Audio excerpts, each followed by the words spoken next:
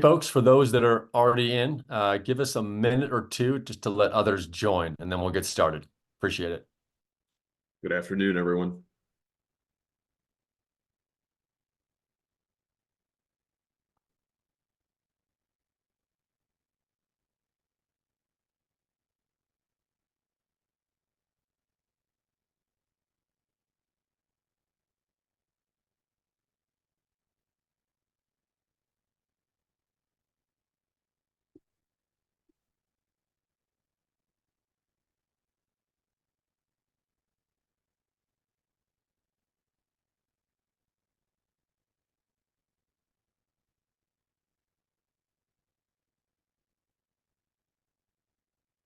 All righty.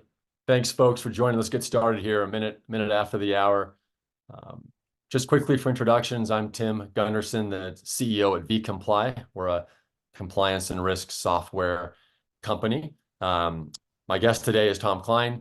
I'll let him introduce himself in a moment, but a few housekeeping items. So this is being recorded, and you'll all receive a copy of the recording once it's over.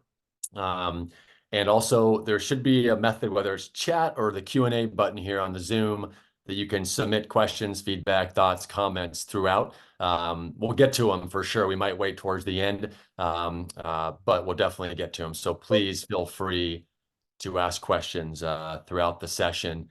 So with that, I'd like to introduce Tom. This is the format. I'm going to be introducing Tom here. VComply came across Tom several years ago. Again, we sell software, and we were starting to sell into some automotive dealerships and businesses, and we collided with Tom and have since formed a really valuable and enduring partnership with him.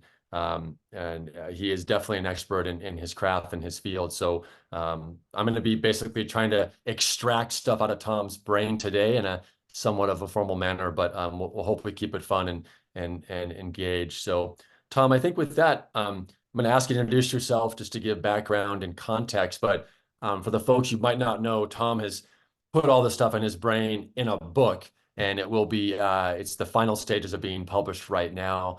And so maybe, Tom, the question I have is, why write a book on compliance and risk and operational stuff at automotive dealerships? Yeah, thanks, Tim. By the way, the collision was a good collision. There's some bad collisions, and there's some, when everybody in the auto business thinks about collisions, they think about body shops, right? So in this particular case, the collision was good. Thanks for that. Yes, I am finishing my book. I hope it'll be out in Q3, if not Q4. I'm doing the final edit right now. It's called Tuck the Octopus.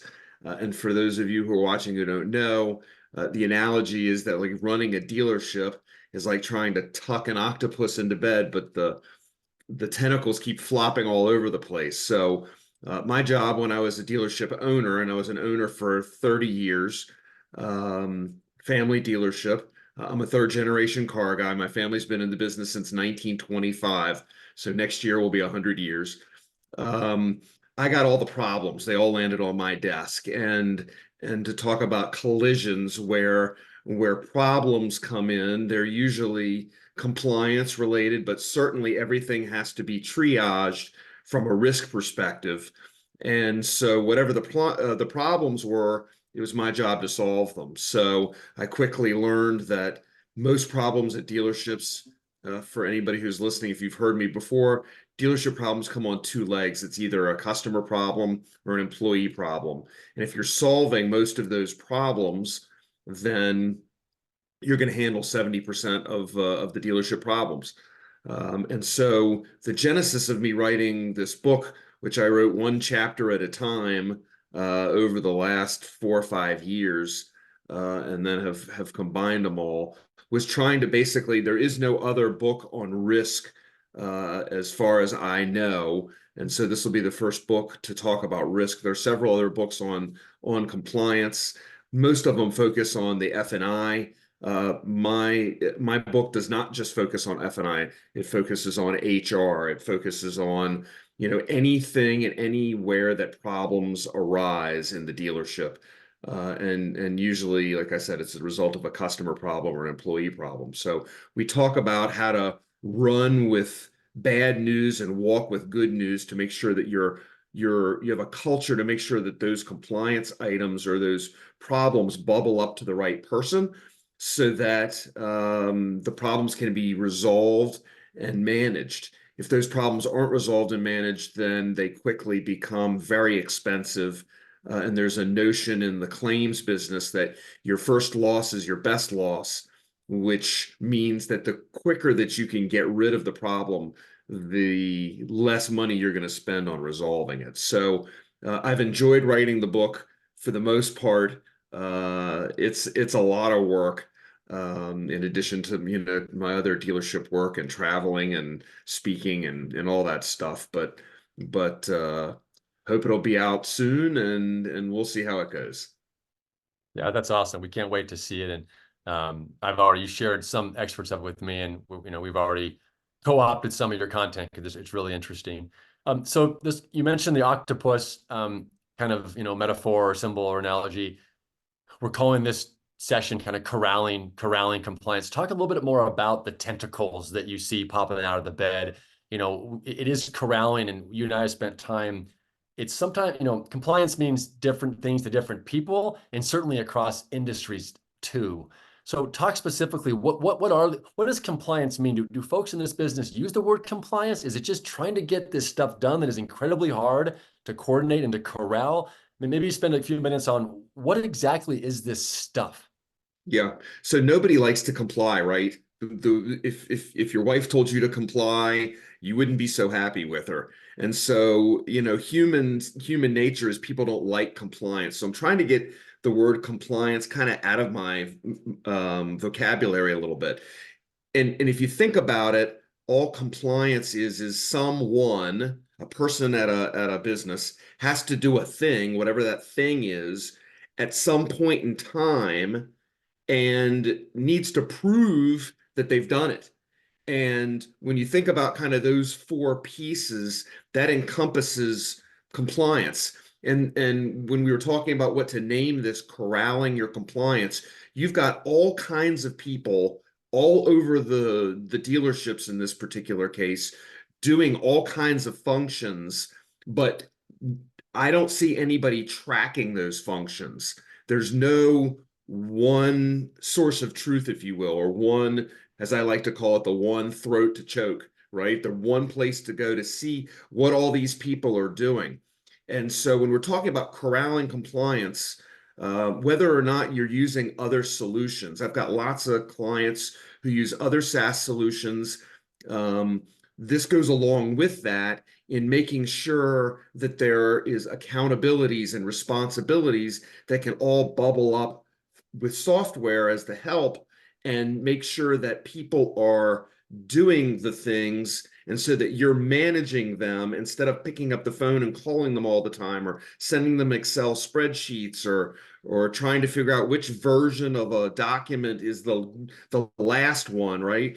There's software to help with all that. And so corralling the compliance is making sure that everyone internally is pulling in the same direction, that you can see what work they've done because they've uploaded it. So the managers are doing more managing than they are, chasing their tail. And that is kind of corralling, right? You're really trying to get your arms around everything, which is why I like that word, and trying to make sure that things are getting done and not wasting as much time calling and emailing and slacking and texting and all of those communication methodologies that we have. And this means different things to different people. I mean, I have one dealer group who said to me, we really need our GMs to upload their docs every night so we can see how many cars we've sold and what the profit is. And we can't do them. And this particular person said, I spend half my morning calling everybody and having them send their doc report. Well, if you have a software solution available, everybody knows that by 8 o'clock they have to have it uploaded, or they're going to get pinged with another email. And if it's not done by 9, somebody else is going to get notified, of which they probably don't want that person notified. So compliance workflow is super important, certainly in my practice, in making sure that everyone knows what they're supposed to do and under what time frame. So that's kind of, the genesis of the word corral. Yeah, no, helpful, and that makes a lot of sense. And I assume most folks listening and joining are in the business, but I love that example you used of GMs having to do something by a certain time, so people at corporate management knows what's going on. And that exercise, if it happens, can take hours, emails, text messages, if it actually happens. If it doesn't happen, you add it, add exponential more time tracking people down, asking why it didn't happen. Like I said, most folks probably understand this, but I'm going to push you even more tactical. Can you give another example of, I think we work on one together where I'm not in the business, so I'll be the first to say that, but there's kind of the buyer's guide. There's rules regarding making sure data, VIN numbers, mileage is correct. And so can you just give me, it doesn't have to be that necessarily, but just another tactical example of how you're so much to corral. You have to take care of this stuff. And if you don't, you just run a very inefficient operation. Yeah, so I'm going to use an HR example Okay. because I think that's germane and important. But every, policies change, and you need a way to communicate with all the employees to make sure that they, receive the information, understand the information, and attest or acknowledge, that there's a new policy or a new procedure, or that we're closing early because of, July 4th weekend. Or, I mean, it can be simple things or it can be complicated things. It could be employee guidebooks, updates to guidebooks, compliance training materials. I certainly advocate that once a month that some kind of training go out to the employees, and it doesn't have to take a long time. It's a 5 to 10 minute thing every month to help create a culture of compliance, because that will help everyone, again, pull in the same direction. It also, is like 2 aspirin in keeping the regulators and the lawyers away by making sure that you have consistent policies. So using a module that will send out these policies to all the employees and then have a way for them to attest. So they, have to sign it and say, I understand it. I'll follow the policy, and I will do the thing. Since we're not going to use the word comply, they're going to do the thing, whatever the thing is. We want to make sure that happens at, at the organizational level. And that includes lot attendants and, and technicians and everyone. I mean, there are certain other laws and regulations like the Gramm-Leach-Bliley Act, which on an annual basis, you have to train every employee. And almost every dealership group I go into, when we talk about this, are like the lot attendants, like they have to be trained. The regulations say everyone has to be trained. So having a platform that can do that, and also you have the flexibility to answer quizzes, to make them take a 2-question quiz or a 3-question quiz, or to watch a video or whatever it is. All these things are important to corral everyone, to make sure they're doing the thing at the time that you want, and make sure that you have a record of all of these things happening. And can, if anybody comes in, a regulator or a lawyer comes in, you can say, pull up a chair and let's look and let me show you. And here's where they attested to this, and here's where they attested to this. And if they're not following the policy, it's not because they haven't, it hasn't been given to them and clearly delineated and clearly explained to them. So Yeah. No, it's a great, I love the policy example because you hit on this and I want to expand on it. You have policies that apply to everyone in the business, but then you might have policies with the service department, the sales department, the finance department, right, that are specific to them. And so we're going to overuse this, but how do you corral all that to make it easy to manage? And again, the point that you mentioned is, and this is not, we service customers across industries, and this is a very consistent, these 2 points you mentioned. One is you want to create this culture, which means it's just a fancy word for saying every employee should be thinking about it. How to get things done in an efficient way, the right way, in an accurate way. And so to some degree, you're kind of eliminating this police enforcement of one person behind the scenes pushing this.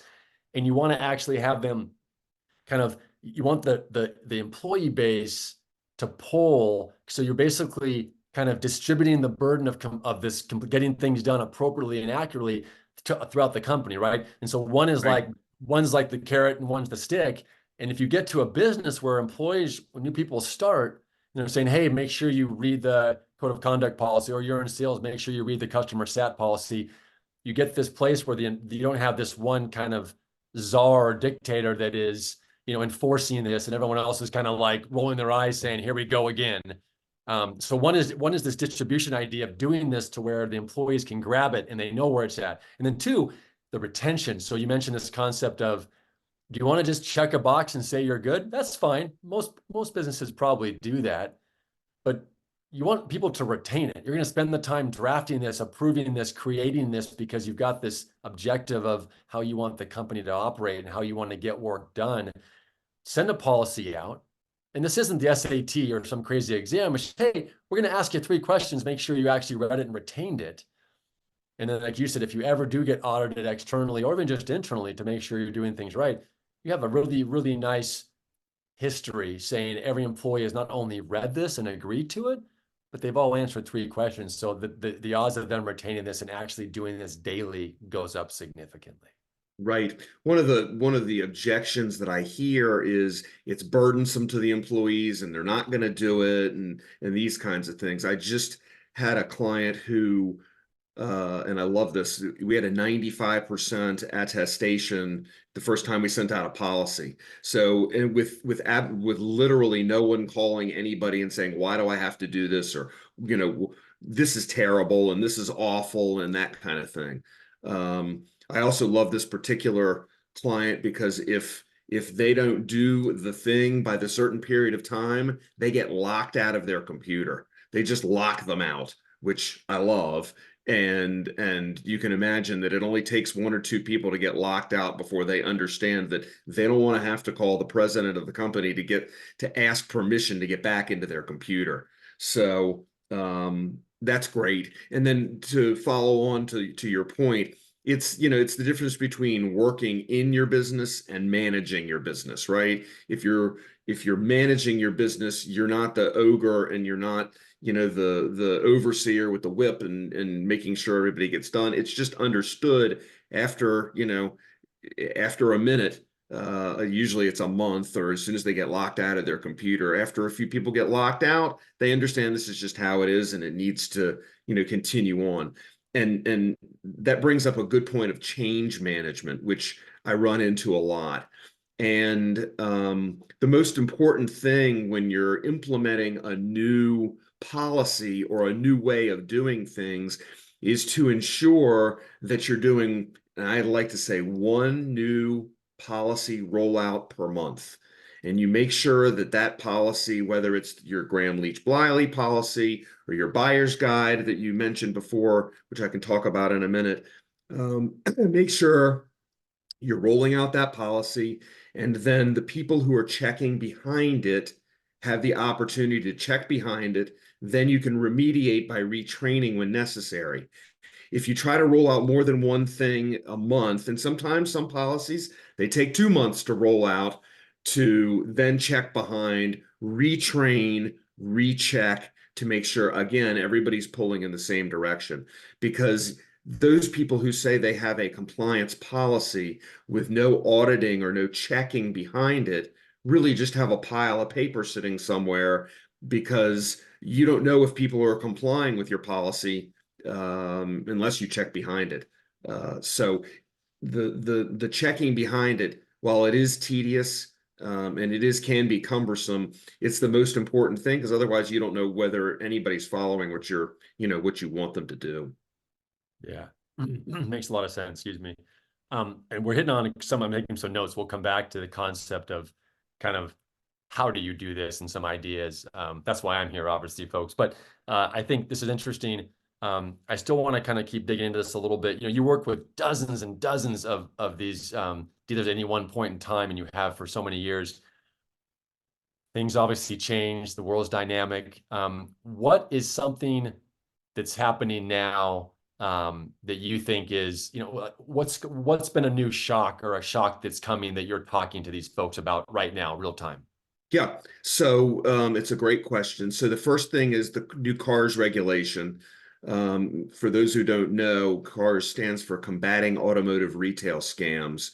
It was supposed to go into effect July 30th of this year. The NADA sued the Federal Trade Commission, um, and the FTC, after they got this lawsuit decided, I think in January 18th of this year, they stayed the enforcement, which means it won't be enforced yet. But I believe with all of my heart that it will be enforced, and it's going to change the way that cars are sold and what's accounted for. So just as one example, and we could have 2 or 3 webinars just on the cars regulations, but there'll be no more, if it goes through as it is, there'll be no more MSRP advertising, because dealers are going to be required, if there are any fees that are included in the price, like a dock fee or a processing fee, of which every single dealer has, that has to be included in the advertised price. So I think there's going to be a seismic shift on that. And the corollary to that is the FTC is going to start, they're going to start their enforcement activities on that. And they also said, I read somewhere where they gave everybody a year to be compliant with the Gramm-Leach-Bliley Act, of which that went into effect June the 9th of 2023. So we just 2 days ago passed the 1 year mark on that. So when the FTC comes in, they're going to want to make sure that your advertising is compliant and your GLBA, program is underway, and you're going to have to be able to show them what your efforts are.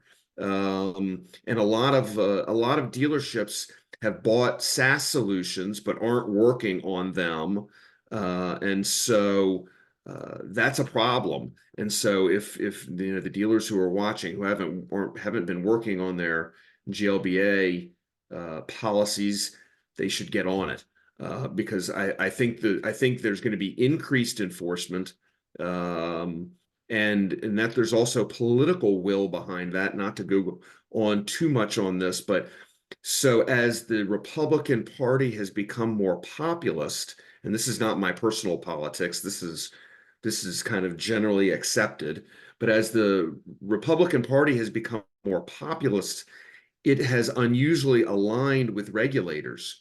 And so I recently read an article in the Wall Street Journal talking about a group of Republicans who are aligning with the Federal Trade Commission instead of being opposed to their work. And the FTC, the head of the FTC is a woman named Lina Khan, Khan. So the article was talking about the conservatives, Khan, the conservatives, the Republicans who are aligning with her. And so now you've got a shift in political will, where Republicans and Democrats are finding common ground on regulations. And that does not bode well for businesses or dealers, because that means there's more regulation coming. So these are all things that we're talking about right now in my practice with my clients. So that I think more regulation is coming. It's a great point.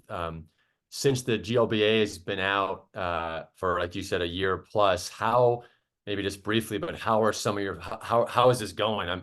We've spoke to a couple together. I think there's still some struggle on exactly how to implement this. Do you agree with that, or are folks kind of getting it now? No, I think there is a struggle to implement it.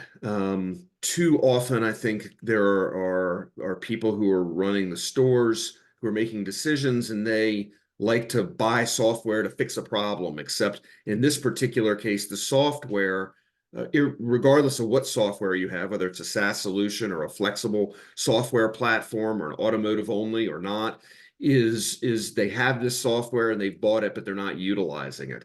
And I see that a lot. In its different parts. It could be the GLBA, of which actually the origin started back in 2003. It was the new regulations that went into effect on June 9th of last year. So it's an old law. But yes, I see them struggling, and that goes back to the change management. Is they buy the thing and they tell somebody put it in, and then there's no follow-up, there's no enforcement, there's no conversation, there's no communication, it's not done necessarily with emotional intelligence. It's just, this is what it is, and put it together and off it goes, and we're going to pay for it every month and be able to say we checked the box. And unfortunately, that's not how, from what I see, that's not what successful companies do to make sure that that when they put these things in, that they are actually implemented instead of just paid for. Yeah, that makes sense. Well, we've been dancing around it, and I think we'll get to this kind of how now. But I think, to recap, two things I believe are true.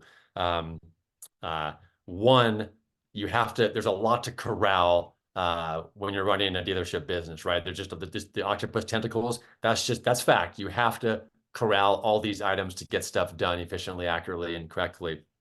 Two, there is existing regulation, fact, and more is coming. I think that's a truism for sure. So we already have a lot to do to run the business, and it's difficult, time consuming, and costly.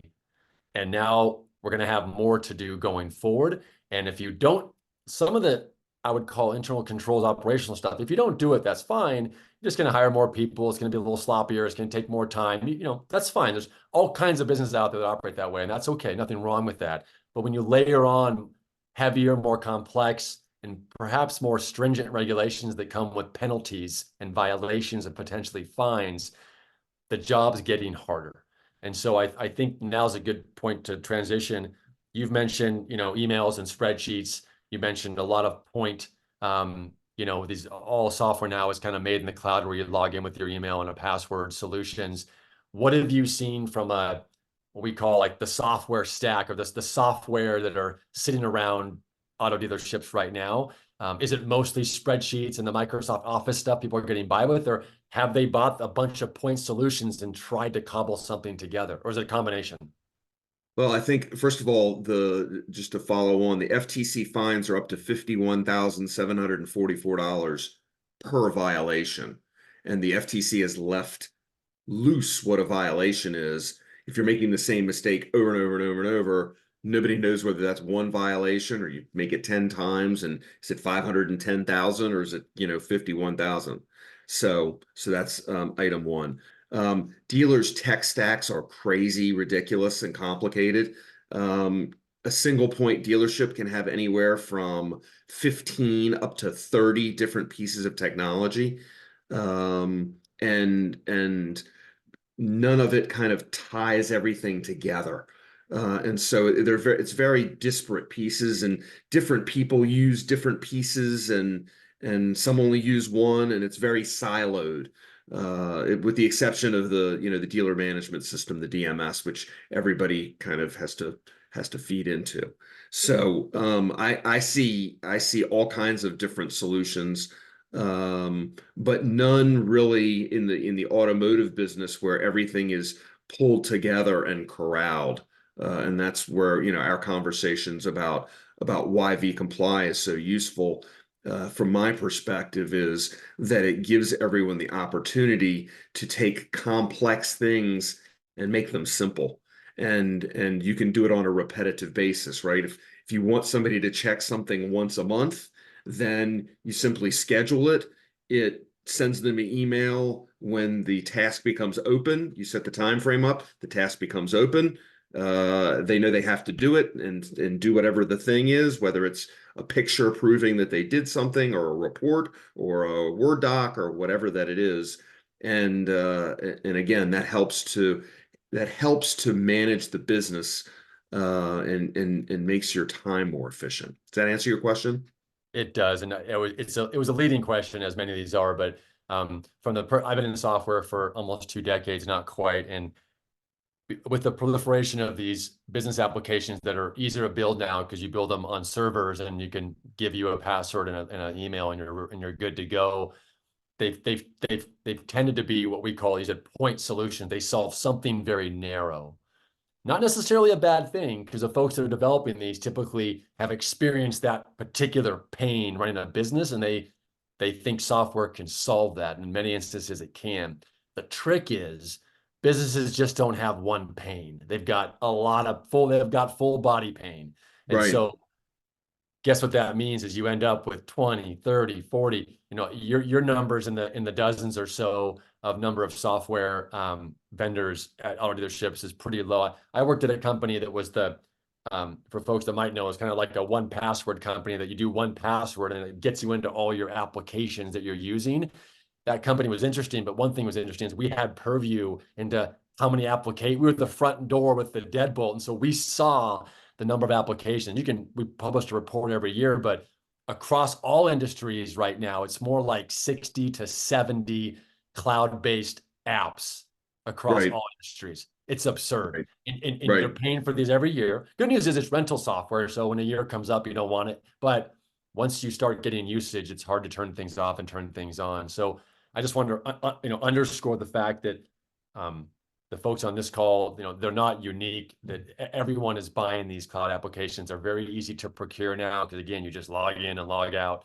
And so that's what, and this is, I don't want this to be a sales pitch, but I think we're trying to solve whole body pain, not acute pain on the elbow or tendonitis in the knee. We're trying to solve whole body, which means, as you said, you have to get many things done by many people by a certain time, and it's probably recurring every Friday or Thursday or monthly or quarterly or yearly, and you need to have proof it was done.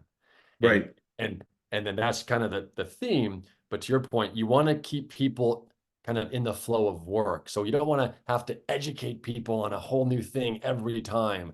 So what are people using? Well, everyone's got a phone for the most part, right? And so you don't want to have to make people log into a desktop or a laptop computer. You want them to use a mobile device as an example. They have email. Typically, everyone has an email typically, right? And Right. so, and a calendar comes free with that usually. And so how does VComply, when we set this system up for an operations manager, a GM, an owner, a president, a compliance person, or a risk if they're specific to their craft, how do you set this up to where your end users can get, like you said, a simple email that they're already checking their email every 5 seconds anyway, right? Right. Or something is set for them and it's due every Thursday or once a quarter or it's annual. That's on their calendar synced automatically. Once myself as the manager sets it for them and assigns it to them, it's just on their calendar now. And so we want Right. to keep them in the flow of work, whether they're on a lot, whether they're in a shop or they're in the finance office. We want to keep them just doing how they normally get work done. But what we're doing is we're creating an easier way to do that. And as you said, it now rolls up to the corporate, the folks that are doing the work and the folks that are managing the work. We solve for both of those personas. And I think that's unique among these point cloud apps that do one thing for one or two people or one department. And that's when you start to load up on all these items. Right. And for those who are watching and anybody can reach out to me, I've compiled over the years a 48-page list of all the regulations that car dealers are required to follow.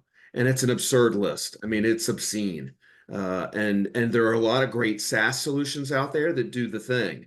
And I refer business to some of those SaaS solutions that do the thing. Because when somebody calls me and says, how do I fix this problem? Then that's how you fix the problem. But when you're trying to think about all 48, of all 48 pages, and by the way, anybody who wants a copy of that can reach out to me after and I'll send it to you. Just for watching this far into the webinar. But it's difficult, and so you have to triage that 48 pages, decide what's the most important, what are the biggest penalties, what are the biggest potential problems, and then work through that list over a period of months and years to, if you want to make sure you're complying with all the things, then that's what you have to do. But but some of those solutions are great, and a lot of my clients use them. So Yeah. Yeah. No. Well, I think we're about 35 minutes here, Tom. I think this is where we wanted to maybe ask some questions, get questions asked of us. And so I'm going to look here in the Q&A and chat room here. So here's one. Yeah. So how do customers use VComply? We kind of hit on that a little bit. I don't know, Tom, do you want to, obviously we'll keep it anonymous, but do you want, I'm thinking of one client we have, I think you referenced them briefly. just generically, I guess. What they're using it for GLBA, buyers. Maybe talk about the buyer's guide. The kind of Sure. it's a very specific use case, but it's a good one. Yeah. So the FTC buyer's guides that are on used cars and demos are rarely filled out properly. When if the FTC ever comes in and they want to, if the car's regulation goes through, they're going to check your advertising. They're going to check, they're for sure going to check your GLBA, and they're going to check the buyer's guides. And when you think about it, in most buyer's guides I look at, I'd say at least 50% of them are wrong. And that's because there's no process. The process should be, the process is different, by the way, for the lot porter, the lot attendant who are putting these things on than the F&I manager who's doing the buyer's guide, in the F&I office. And do they look the same? And is anybody checking? And how are they doing it? So we've set up a process where the lot porter has to take a picture of 5 buyer's guides, a month. That gets uploaded for somebody to check that information against the Carfax to see if there is still the remainder of a factory warranty. And did they check the right box? And is there a warranty available for that vehicle, right? All the right boxes have to be checked. And then similarly in the F&I office, are they doing the same thing? And is anybody checking behind it? And is the customer getting different information based on what's on the car versus what they sign when they get a copy in the F&I office? So automating all that and making sure that the lot attendant spends his 5 minutes and takes pictures of, the 5 buyer's guides and uploads them. And if they're wrong, then somebody needs to go back and train them and show them why he missed it, how he missed it. And the same goes for the F&I department. So these are really separate tasks for separate sets of people. But nonetheless, they have to be managed, or they're going to be done incorrectly. Yeah, I love folks can tell. I just love I'm learning the industry as I go, and I love getting really into the nitty gritty of these things. And again, because people just throw around the word compliance and risk, and it doesn't mean anything until you say everyone has to do this. You're all doing it now. Take a moment and think about how you're doing it, and you have transparency, accountability, any visibility whatsoever. That's I just love those real meaty examples are interesting. Yeah. Another note here, right on this kind of, they're following our topics here. They're mentioning some of the industry names we've come across: ComplyNet, Comply Auto. You're a little more familiar with them than I am. These are some of these point solutions that I would call that have just really only addressed the auto business and certain aspects of that. I'll say something, Tom, and you can correct me because I might be wrong on this, but this is a good example of one of these folks, maybe not one of those two, but there is a kind of what I call a learning management solution out there, which is, hey, employees need to, watch this video once a month, or read this PowerPoint presentation once a month, or read this, whatever it might be. There's a training that's interactive. And so it's like this kind of curated content. And so that's something that we don't do. We can do, but we don't really do that. Our goal is to say, hey, if that is part of your business process, or perhaps a regulation, as you said, Tom, that these employees or every employee needs to do something, and this is what they have to do, VComply makes sure that it gets done, and then there's evidence it was done. So in this example, we would work side by side with an e-learning platform. Typically, when an employee finishes e-learning, they get a little certificate that says, Tom Klein, you completed this class, good job. VComply would send an email saying, you need to complete this class by Friday, 5 p.m. your time. And when the user would get that email to click on it, I did it, it's going to say, please provide evidence you did it. And they're going to upload the certificate as an example. Now you've got a full audit trail in one system with all of your other internal controls that have nothing to do with learning, but it's all in one place. And that would be one program that's e-learning to know it was done. But it's a great question because we don't necessarily do the content curation around this, but we could work side by side very closely. And that's an example. Would you agree with that example? Yeah, I mean, in addition, there are good companies like Accelerate to Compliance that works on GLBA, but there are it's important to know what your overall goals are. I have plenty of clients who use all the solutions that you just mentioned, and we work side by side. And believe me, there's 46 other pages worth of stuff that needs to be done, having one central place to look at all these things is super important in my opinion, especially when a regulator or auditor of any kind comes in. You want to be able to sit them down and say, let me show you all my compliance activities. Let me show you what we're doing, how we're doing it. We have, this company who does this part, but we centralize it all here. One, super important thing that you're supposed to be doing as a dealer is you're supposed to track all your complaints and your solutions in your compliance management system. You're required to have a compliance management system, and many dealers don't. Some dealers do it in a binder, and that's fine. I have clients who use binders for their compliance management system, and they put in their customer complaints, and they put in their, when they audit things, and it's all, in one place. So that's certainly fine. Depends on, your desire to get all this stuff automated or not, and how detailed you're going to be. So I see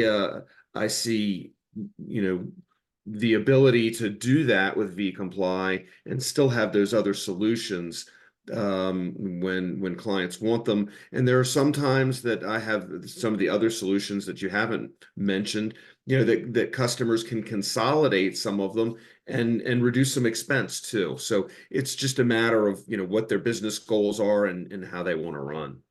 Yeah, makes a lot of sense. Yeah, we see that again across industries. Folks have, as we talked about, this kind of business app sprawl coming throughout the company, and they do want to get control and rein that in. Again, another compliance program you can manage on VComply is what are the software apps you buy, when the renewals are, who's in charge of them. So another example of Right. this trying to solve whole body pain versus acute inflammation. But Right. And that in yeah, contract management too. I've got a client who's yeah, working on, when they're organizing all their contracts so they know 60 days ahead of time, notices go out and says time to, renegotiate, or send them the letter that we're not, renewing with them, or whatever the case may be. So yeah. I see that also. That's great. Well, hey, I think we had a goal to end this under 45. That was kind of our goal. We're right coming up to that. I'm going to give you a minute to think about a closing thought or two, if you wouldn't mind. In the meantime, I'm going to make just a couple of housekeeping things. One, thanks to everyone joining. We really appreciate it. There might be a couple more questions or comments, but I think we're probably going to end it here. Recap, you will all be sent the recording of this, and in that email, you will have Tom's direct contact information and mine. Should you have any questions, follow up, this is part of our engagement journey. So we'd love to talk to people. We want to get feedback. And I said, Tom's obviously been in the industry, forever. So I know he's very happy to chat with folks.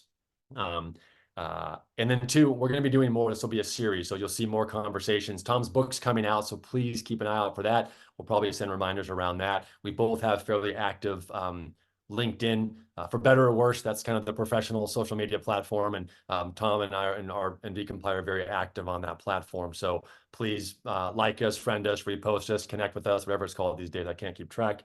But again, really thanks to folks. Everyone's busy, and thanks folks for joining in. So Tom, maybe just give you the last point here to sign us off. Yeah, if you don't have a compliance program or are struggling with that, call me.